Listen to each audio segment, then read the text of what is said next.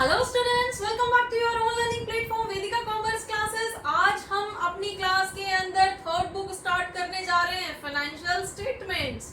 और financial statement जब हम पढ़ेंगे तो पहले ये जानना जरूरी है कि फाइनेंशियल स्टेटमेंट होते क्या है, कौन कौन से स्टेटमेंट हैं जिनको हम फाइनेंशियल स्टेटमेंट की कैटेगरी में डालते हैं। क्योंकि अकाउंट्स कैलकुलेट करते टाइम तो हमने बहुत सारे सिलेबस कवर किया था, बहुत सारे चैप्टर्स कवर किए थे, तो फाइनली फाइनेंशियल स्टेटमेंट होता क्या है ये जान लेते हैं। और बच्चे, हम अपनी क्लास के अंदर हमेशा कोशिश करते हैं कि उस टॉपिक से रिलेटेड जितने भी एमसीक्यूज आ सकते हैं क्वेश्चन के अंदर, वो एमसीक्यूज हम यहाँ पे पॉइंट आउट करें। और जहां पे मेनली बच्चा कंफ्यूज होता है उन पॉइंट्स को हम अपनी क्लासेस के अंदर एक्सप्लेन करते हैं। So without skipping this video, keep watching until the end. So financial statement of company होते क्या हैं?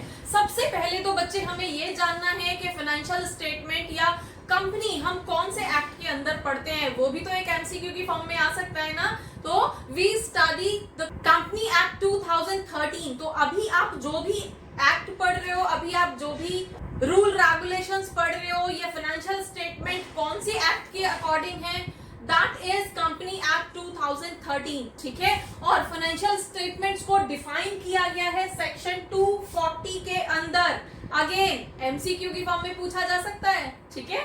सो financial statements are the summarized statement of the accounting data prepared at the end of financial year by the organization. Means organization में पूरे साल में जितनी भी transactions हुई हैं उनके थ्रू क्या डेटा निकल के आया है, उस डेटा को जब एक समराइज फॉर्म में शो किया जाता है तो वो स्टेटमेंट हमारा फाइनेंशियल स्टेटमेंट बोला जाता है। और किसमें समरी प्रिपेयर की जाती है? अब प्रॉफिट निकालने के लिए हमें प्रॉफिट एंड लॉस अकाउंट बनाना पड़ा था। ठीक है। तो हमारा प्रॉफिट एंड लॉस की कैलकुलेट करने के लिए हमारी एक जो समरी स्टेटमेंट बना था, that was profit and loss account. और प्रॉफिट एंड लॉस अकाउंट के बेस पे हमारी बैलेंस शीट बनी थी, जिसमें हमारा प्रॉफिट भी इंक्लूड होता है, हमारे एसेट्स भी शो किए जाते हैं, किस कैटेगरी के एसेट्स हैं, किस कैटेगरी की लाइबिलिटीज हैं। ठीक है। लॉन्ग टर्म लाइबिलिटीज है, शॉर्ट टर्म लाइबिलिटीज है, हमारा कैपिटल है, तो किस तरह की कंपनी का कैपिटल है, ये सारी चीजें कहाँ शो की जाती हैं?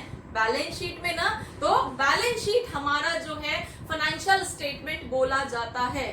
Finally balance sheet is the main statement, main financial statement of any organization. Fine. तो बैलेंस शीट जो हमारे ऑर्गेनाइजेशन के एसेट्स एंड लायबिलिटीज शो करती है, प्रॉफिट शो करती है, इसलिए हम इसको पोजीशन स्टेटमेंट भी बोलते हैं। क्लियर? अब पोजीशन स्टेटमेंट क्यों बोला गया इसको? क्योंकि यहाँ पे ऑर्गेनाइजेशन की फाइनेंशियल पोजीशन कैसी है, उसके पास एसेट्स कैसे हैं, किस कैटेगरी के हैं, लाइबिलिटीज कैसी हैं, किस कैटेगरी की हैं, वगैरह वगैरह, ये सारी चीजें मीन्स हमने जितनी भी कैलकुलेशन अकाउंट्स के अंदर जर्नल एंट्रीज से लेके लास्ट तक हमने जितने भी एंट्रीज की थी, जितने भी अकाउंटिंग प्रिपेयर की थी, उन सब का फाइनल जो एक जिस्ट निकाल के हमने डाला था, that was in balance sheet. So balance sheet वो स्टेटमेंट है जिसमें सारे डॉक्यूमेंट्स का एंड या सारे डॉक्यूमेंट्स का कंक्लूजन इंक्लूड होता है।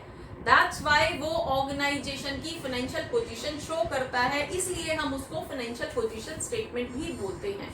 ठीक है। Next one is statement of profit and loss account. अब बैलेंस शीट कैसे बनेगी जब तक नेट प्रॉफिट या नेट लॉस निकल के नहीं आएगा? तो वो कहां से मिलता है हमें? वो हमें प्रॉफिट एंड लॉस अकाउंट से मिलता है। So statement of profit and loss account show करता है कि हमारी इनकम कितनी हुई है, हमारे लॉसेस कितने हुए हैं, हमारे एक्सपेंसेस कितने हुए हैं, वगैरह वगैरह। एट लास्ट जो हमारा नेट प्रॉफिट या नेट लॉस निकल के आता है वो यहाँ से निकल के आता है। तो फाइनेंशियल स्टेटमेंट की फॉर्म में प्रॉफिट एंड लॉस अकाउंट एक इंपॉर्टेंट स्पेस ऑक्यूपाई करता है। ठीक है। तो इसलिए हम इसको इनकम स्टेटमेंट बोलते हैं। फाइन। अब इनकम एंड एक्सपेंडिचर स्टेटमेंट एक और होता है एनपीओ के अंदर, वहां नहीं जा रहे हम अभी यहाँ पे नॉर्मल फाइनेंशियल पब्लिक कंपनी की बात कर रहे हैं। ठीक है। तो एक नॉर्मल हमारा इनकम और एक्सपेंडिचर्स का जो स्टेटमेंट है, जहां पे हम इनकम शो करते हैं, एक्सपेंडिचर शो करते हैं और फाइनली नेट प्रॉफिट या नेट लॉस निकालते हैं, हम उस प्रॉफिट एंड लॉस अकाउंट की बात कर रहे हैं। ठीक है। Next one is notes to account. अब नोट्स टू अकाउंट भी हमारा फाइनेंशियल स्टेटमेंट बोला जाता है। होता क्या है नोट्स टू अकाउंट्स? जब हमने बैलेंस शीट बनाई थी तो बैलेंस शीट में नेट प्रॉफिट की इतनी वैल्यू आई है, उसका वर्किंग नोट्स कहां पे लिखोगे? उसके लिए भी तो आपको स्पेस देना पड़ेगा ना, ठीक है। अब बैलेंस शीट में शेयर होल्डर्स फंड की अमाउंट जो है, शेयर होल्डर्स फंड का अमाउंट इतना आया है, या शेयर कैपिटल का अमाउंट इतना आया है, रिजर्व एंड सरप्लस का अमाउंट इतना है, तो ये वैल्यू जो हमने एक वैल्यू बैलेंस शीट के अंदर लिख दी है, ये वैल्यू आई कहां से है? इसका वर्किंग नोट्स कहां पे दिखाओगे? अब सिंपल आप क्वेश्चन करते हो अकाउंट्स के अंदर, तो उसके अंदर आप अपनी कैलकुलेशन वर्किंग नोट्स में शो करते हो ना, सेम मैनर में अब ये बैलेंस शीट का वर्किंग नोट्स है, तो इसको हम क्या बोल देते हैं? नोट्स टू अकाउंट्स, मतलब अकाउंट्स के अंदर, स्टेटमेंट ऑफ अकाउंट्स के अंदर, बैलेंस शीट के अंदर जो भी वैल्यू लिखी गई है उसकी कैलकुलेशन कहां से आई, वो नंबर कहां से कैलकुलेट होके आया, ये सब हम नोट्स टू अकाउंट के अंदर शो करते हैं। इसलिए ये भी हमारे फाइनेंशियल स्टेटमेंट का पार्ट बोला जाता है, ठीक है। क्योंकि जब आप एग्जाम के अंदर कोई भी क्वेश्चन सॉल्व करते हो और उसे विदाउट वर्किंग नोट्स के अगर शो कर देते हो तो चीटिंग मानी जाती है ना, सेम मैनर में यहाँ भी ऐसा ही होता है। अगर आपने बैलेंस शीट के अंदर किसी एसेट या लाइबिलिटी या शेयर कैपिटल की वैल्यू लिख दी है, लेकिन ये नहीं शो किया है कि ये वैल्यू आई कहां से, तो वो तो चीटिंग मानी जाएगी ना, इसलिए हम यहाँ पे नोट्स टू अकाउंट शो करते हैं, ठीक है। Next one is cash flow statement. अब जब हमने बैलेंस शीट बनाई थी तो वहां पे तो हमारा कैश, नॉन कैश सारे ही आइटम्स थे, assets, liabilities, long term, short term, सारी चीजें थी ना। लेकिन जब हमें सिर्फ और सिर्फ कैश का स्टेटमेंट जानना होता है, कैश की पोजीशन जाननी होती है कि इस पूरे फाइनेंशियल ईयर के अंदर कैश कहां कहां से आया और कहां कहां खर्च हुआ, क्योंकि कैश तो ब्लड होता है ना ऑर्गेनाइजेशन का, बिना कैश के तो कोई ऑर्गेनाइजेशन चल नहीं सकता। तो उस केस में जब हमें कैश का स्टेटमेंट, जब हमें कैश की पोजीशन चाहिए, जब हमें कैश के बारे में पता करना है कि कैश कहां से आया और कहां कहां किन किन चीजों में खर्च हुआ है, तो उस केस में जब हमें लिक्विडिटी कैलकुलेट करनी होती है तो लिक्विडिटी के लिए हमें एक अलग से स्टेटमेंट बनाना होता है जिसको हम कैश फ्लो स्टेटमेंट बोलते हैं। नाम से ही समझ आ रहा है ना, कैश का फ्लो जो स्टेटमेंट शो करता है वो स्टेटमेंट कैश फ्लो स्टेटमेंट बोला जाता है ना। अब फ्लो इनवर्ड भी हो सकता है, आउटवर्ड भी हो सकता है, इनकम की फॉर्म में भी हो सकता है, खर्च करने की फॉर्म में भी हो सकता है, ठीक है। तो मेनली ये 4 स्टेटमेंट्स होते हैं जो हमारे फाइनेंशियल स्टेटमेंट की कैटेगरी में आते हैं, और उसमें सबसे ज्यादा इंपॉर्टेंट तो आपका बैलेंस शीट ही है। तो आपसे एमसीक्यू पूछा जा सकता है कि बैलेंस शीट को और किस नाम से जानते हैं, that is position statement. Statement of profit and loss account को हम और क्या बोलते हैं, that is income statement. Cash flow statement क्यों बनाया जाता है, तो वो कैश का इनफ्लो या आउटफ्लो जानने के लिए बनाया जाता है। क्लियर। तो हमारे पास बेसिकली ये 4 तरह के फाइनेंशियल स्टेटमेंट्स होते हैं। डन। अब कैरेक्टरिस्टिक्स समझ लेते हैं। कैरेक्टरिस्टिक्स में क्या होगा, हिस्टोरिकल डॉक्यूमेंट है हमारे पास, जो भी फाइनेंशियल स्टेटमेंट्स होते हैं these all are historical document. अब हिस्टोरिकल डॉक्यूमेंट होने का मीनिंग क्या है, हम फाइनेंशियल स्टेटमेंट कौन सी डेट में प्रिपेयर करते हैं, eight the end of financial year, 31 March को जाके कैलकुलेट करते हैं ना। तो 31 मार्च को हम ये समझ रहे होते हैं, ये हिसाब लगा रहे होते हैं कि 1 अप्रैल से आज तक कितनी कैलकुलेशंस हुई हैं, कितनी ट्रांजैक्शंस हुई हैं। मींस हम 31 मार्च को हम पीछे देख रहे होते हैं, पीछे के पास्ट ईयर की बात कर रहे होते हैं कि इस मंथ में, उस वाले मंथ में ये ट्रांजैक्शन हुई थी, इस वाले मंथ में ये ट्रांजैक्शन हुई थी, वगैरह वगैरह, ठीक है। तो ये तो हम पास्ट की बात कर रहे हैं ना, हम पिछले 1 साल की बात कर रहे हैं ना। 31 मार्च को हम पिछले 1 साल का हिसाब लगा रहे हैं ना, That's why it is called historical document. पूछा जा सकता है एमसीक्यू में। Next, shown in monetary terms only. अब यहाँ पे हम, वो तो हमारे अकाउंट्स का स्टार्टिंग से ही था ना, जब हमने 11th क्लास में अकाउंट्स पढ़ा था तभी से था ना कि अकाउंट्स के अंदर सिर्फ और सिर्फ मॉनेटरी चीजों को ही रिकॉर्ड किया जा सकता है। तो वही तो हम अभी भी पढ़ रहे हैं, सिर्फ मॉनेटरी चीजों को ही पढ़ेंगे। Next, show financial position of the organisation. किसी भी ऑर्गेनाइजेशन की फाइनेंशियल पोजीशन को शो करता है हमारा फाइनेंशियल स्टेटमेंट, ठीक है। नाउ अब इसके अंदर हमारे पास जो मेनली स्टेटमेंट्स है that was balance sheet and profit and loss account. तो बैलेंस शीट की क्या कैरेक्टरिस्टिक्स होती है, वो क्या शो करता है, बैलेंस शीट हमें फाइनेंशियल पोजीशन शो करता है ऑर्गेनाइजेशन का एट a specific time.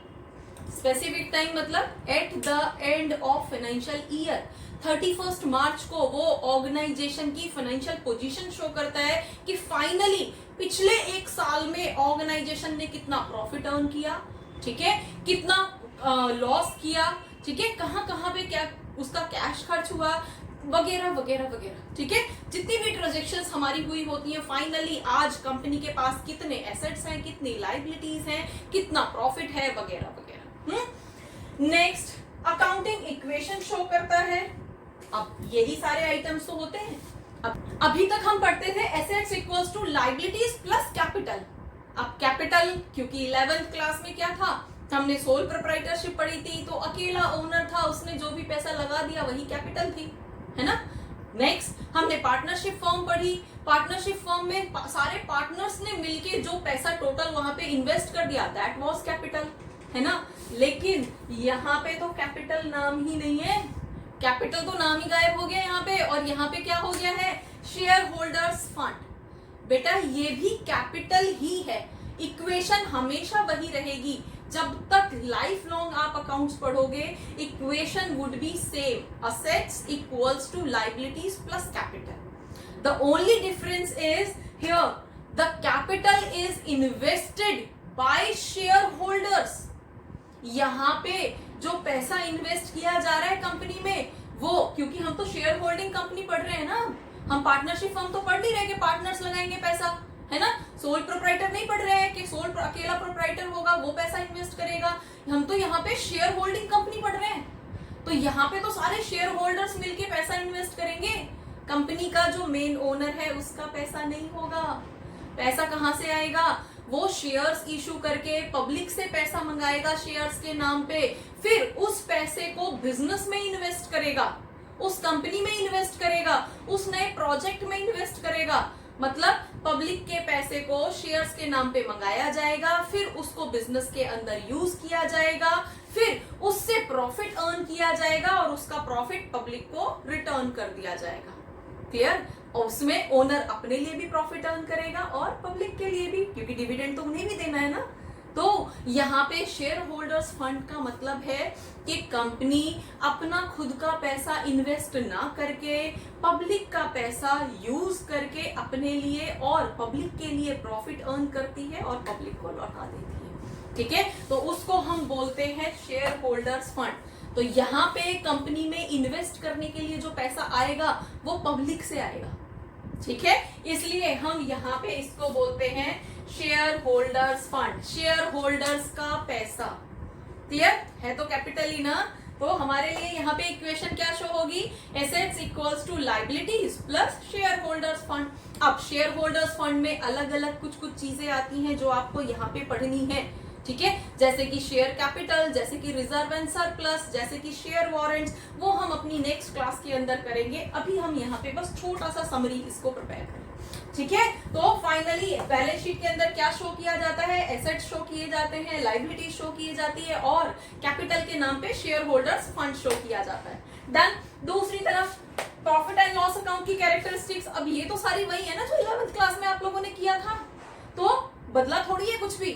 तो यहाँ पे आपका प्रॉफिट एंड लॉस अकाउंट क्या शो करता है, financial performance for a past specific accounting period. यहाँ पे ध्यान देना बेटा, बैलेंस शीट ने क्या शो किया था, फाइनेंशियल पोजीशन।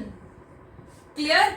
और आपका प्रॉफिट एंड लॉस अकाउंट क्या शो करता है, फाइनेंशियल परफॉर्मेंस, मतलब कंपनी कैसा परफॉर्म कर रही है, how company has performed during last year, पिछले फाइनेंशियल ईयर में कंपनी ने कैसा परफॉर्म किया है, प्रॉफिट अर्न करके दिया है, लॉस अकर किया है, क्या किया है कंपनी ने, तो कंपनी ने परफॉर्म फाइनली कैसा किया है, ये आपका profit and loss account show करता है, ठीक है। और ये चीज ध्यान रखना बेटा, एमसीक्यू की फॉर्म में, ट्रू फॉल्स की फॉर्म में, फिलअप्स की फॉर्म में ये चीजें आ सकती हैं। तो balance sheet is a positional statement जो आपकी पोजीशन शो करती है, फाइनेंशियल पोजीशन, और आपका profit and loss account is statement of income and expenses, that's why it shows the performance of the organisation, right. So next, अब ये performance जो show कर रही है that is at a specific accounting period. Period ना, एक financial year के लिए उसमें, और फाइनेंशियल ईयर हमारा वही अप्रैल टू मार्च। फाइन, चलिए नेक्स्ट अब हम आ जाते हैं नेचर पे। अब इन सब का ये जो फाइनेंशियल स्टेटमेंट्स हमने पढ़े, इनका नेचर कैसा होता है? रिकॉर्डेड फैक्ट्स, अब ये तो हम 11th क्लास से ही पढ़ते आ रहे हैं। सबसे पहले हमने रिकॉर्ड किया था सारे फैक्ट्स को, सारी जर्नल एंट्रीज, उसके बेस पे हमने लेजर्स बनाए थे, लेजर्स के बेस पे हमने कैश बुक्स बनाई थी, हमने और बहुत सारी चीजें, और धीरे धीरे करके हम एट लास्ट बैलेंस शीट तक पहुंचे थे। तो एक एक करके हमने सारे फैक्ट्स रिकॉर्ड किए थे, तभी तो फाइनल स्टेटमेंट पे हम पहुंचे थे ना। सो हमारे पास हमेशा जो फाइनेंशियल स्टेटमेंट्स होंगे, these are the collection of recorded facts. ठीक है, अब वो कैश का फैक्ट रिकॉर्ड किए गए हैं, फैक्ट मतलब जो रियल में एग्जिस्ट होता है, जो रियल में किया हुआ है, जो ट्रांजैक्शन रियल हुई है, उसी को रिकॉर्ड किया गया है। Next conventions. अब कन्वेंशंस ऑफ कंजर्वेशन, अब यहाँ पे क्या होगा, ये अकाउंटिंग प्रिंसिपल था ना, मतलब अपने ऑर्गेनाइजेशन को प्रोटेक्ट करके चलना है। अब अगर हमें प्रॉफिट होने की पॉसिबिलिटीज है तो हम इतना ज्यादा ध्यान नहीं देते, लेकिन अगर लॉस होने की पॉसिबिलिटीज कहीं पे है तो उसके लिए आप पहले से ही कुछ रिजर्व मेंटेन कर लेते हो, कुछ प्रोविजंस मेंटेन कर लेते हो। मीन्स एनी हाउ अगर लॉस होने की पॉसिबिलिटीज है तो you are prepared before the loss has incurred. अगर लॉस होता है तो आप उससे पहले ही प्रिपेयर होते हो लॉस की पॉसिबिलिटीज। जैसे कि कुछ लॉसेज या कुछ एक्सपेंसेस तो फिक्स होते हैं, जैसे कि आपको कुछ ईयर्स के बाद में डिवेंचर होल्डर्स को पे करना है, पहले से ही पता है तो आप प्रोविजन बना लेते हो। डेप्रिशिएट होंगे आपके एसेट्स, पहले से ही पता है, आप प्रोविजन बना लेते हो। बैड डेट्स आपके डिफॉल्ट कर सकते हैं, आपके डेटर्स डिफॉल्ट कर सकते हैं, तो उसके लिए आप बैड डेट प्रोविजन बना लेते हो। तो ये सब क्या है, आप मेंटली और अकाउंटिंग बेस्ड आप पहले से प्रिपेयर होते हो कि जो भी अगर लॉसेस होंगे तो उनको हम कैसे प्रिपेयर, उनसे हम कैसे बच सकते हैं, उनको हम कैसे मेंटेन कर सकते हैं। That is convention, accounting conventions. Fine, next is accounting concepts. अब अकाउंटिंग कॉन्सेप्ट्स आपके क्या थे, वो अजम्पशंस जो ऑर्गेनाइजेशन स्टार्ट करते टाइम पे या ऑर्गेनाइजेशन रन करते टाइम पे ओनर के माइंड में होते हैं। जैसे कि हमारा ऑर्गेनाइजेशन लाइफ लॉन्ग चलेगा, गोइंग ऑन कंसर्न। ठीक है, तो ये कॉन्सेप्ट्स अकाउंटिंग नहीं होते, मॉनेटरी नहीं होते, फिर भी अकाउंट्स के लिए कंपलसरी होते हैं। क्यों? क्योंकि अगर उस ओनर के माइंड में ये नहीं होगा कि मेरा बिजनेस लॉन्ग लाइफ चलेगा या मेरा बिजनेस में ग्रोथ होती रहेगी या एक कंसिस्टेंट रेट से मेरा बिजनेस ग्रोथ करता रहेगा, तो क्या वो अपना 100% दे पाएगा ऑर्गेनाइजेशन को? कभी नहीं दे पाएगा।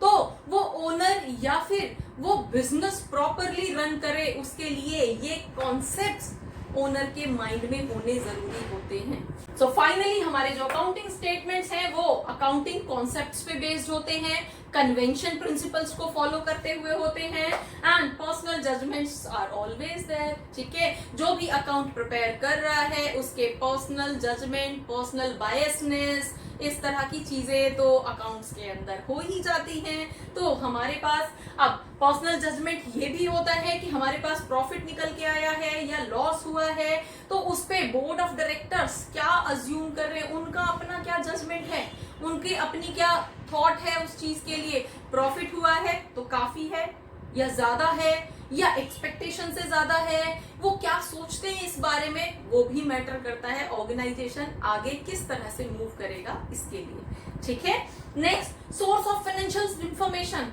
अब ये सब क्यों बन रहा है? ये सब फाइनेंशियल इंफॉर्मेशन ही तो दे रहा है। फाइनली कंपनी ने ये वाली ट्रांजैक्शन की थी, ये वाला एसेट एक्वायर किया था, लोन लेके किया था, ये डिबेंचर्स इशू करके किया था, शेयर्स इशू करके किया था, ये वाला प्रोजेक्ट वगैरह वगैरह वगैरह, जितनी भी फाइनेंशियल ट्रांजैक्शंस हुई हैं ऑर्गेनाइजेशन के अंदर, उन सबका रिकॉर्ड ही तो बना रहे हैं हम, है ना। तो हमारे पास जो फाइनेंशियल स्टेटमेंट्स हैं, these are the source of financial information to all stake holders. अब स्टेक होल्डर्स कौन होते हैं? हर वो बंदा जो ऑर्गेनाइजेशन के ग्रो करने में खुश है। हमारी गवर्नमेंट हो सकती है, एम्प्लॉय हो सकते हैं, शेयर होल्डर्स हो सकते हैं, सप्लायर्स हो सकते हैं, डेटर्स, क्रेडिटर्स वगैरह वगैरह वगैरह। ठीक है, सो एमसीक्यू की फॉर्म में आपसे इस तरह की चीजें पूछी जा सकती हैं। ठीक है, फिलअप्स की फॉर्म में, ट्रू फॉल्स की फॉर्म में। तो होपफुली ये जो बेसिक है आपके फाइनेंशियल स्टेटमेंट का कौन से सेक्शन के अंदर होती हैं, क्या होते हैं, कौन कौन से डॉक्यूमेंट होते हैं, ठीक है, उनको हम क्या बोलते हैं, ये सारी चीजें होपफुली आपको समझ आया होगा। नेक्स्ट क्लास के अंदर हम बैलेंस शीट स्टार्ट करेंगे और बैलेंस शीट के अंदर हमारा जो भी पोर्शन है शेयर कैपिटल का, share capital, authorised capital, subscribed capital क्या होती है, कैसे होती है, उनको हम एक डायग्राम के थ्रू समझेंगे, ठीक है। So keep watching, keep learning, thank you.